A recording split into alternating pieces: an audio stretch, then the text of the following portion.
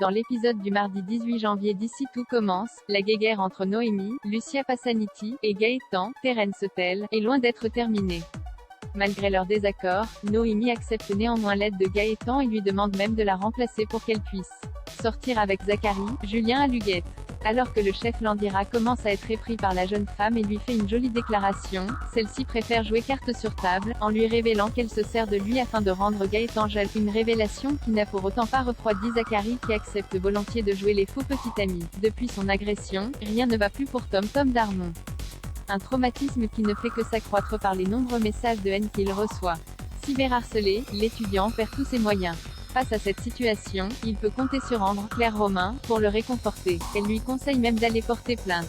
Selon elle, les policiers ne prendraient pas cette affaire à la légère, surtout après son agression. Ayant peur d'aggraver les choses et n'ayant pas les épaules pour supporter tant de haine, Tom prend la radicale décision de supprimer ses réseaux sociaux et surtout sa chaîne de publication de vidéos, créée 4 ans auparavant. Un véritable pincement au cœur pour le jeune homme, qui ne se sent pas beaucoup plus en sécurité. Ambre lui propose donc de s'installer auprès d'elle et Solal chez les Guessac où il pourra se reposer. La chef Listrak virée, Lisandro prend la porte chose promise chose due.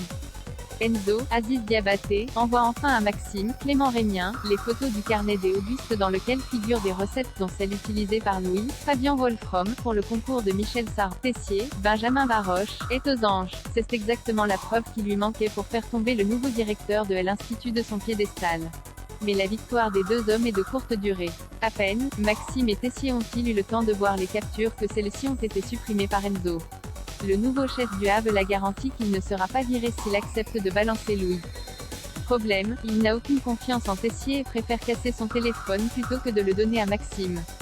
Malgré sa belle promotion, Enzo déchante vite, se voyant menacé par Louis de repasser commis.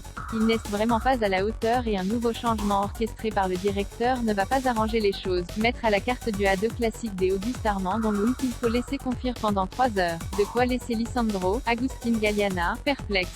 Même Claire, Catherine Marshall, doute des choix de son fils et lui reproche de prendre ses décisions uniquement par vengeance personnelle. La chef Listrak, Virginie Cagliari, est la prochaine à en faire les frais. À l'issue de l'une de ses cours, Louis intervient avec son sarcasme habituel, avant de lui annoncer son renvoi devant ses élèves.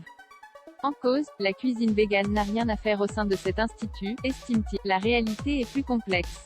Louis a libéré un poste de professeur afin de le donner à Théo, Raled Alouache, et de se racheter auprès de Charlène, Sabine Perrault, qui le lui avait reproché d'avoir viré son frère au profit des Enzo. Mais, choquée, Charlène n'en peut plus des manigances de son compagnon et préfère prendre ses distances. Face à ces récents rebondissements, Lisandro, Clotilde, Elsa Lungini, Claire et Tessier se réunissent pour faire part à Louis, qui n'a que faire de leur indignation. Incapable de travailler dans ces conditions, Lisandro prend la porte.